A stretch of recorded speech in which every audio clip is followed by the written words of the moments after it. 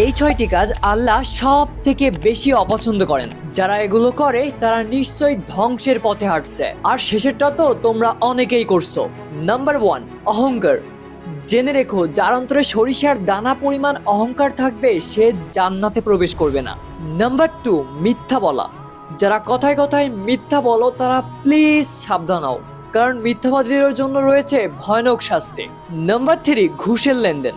যে ঘুষ দিচ্ছ আর যে নিচ্ছ আর যারা যারা সাক্ষী আছো সবাই প্রস্তুত থেকো শাস্তির জন্য।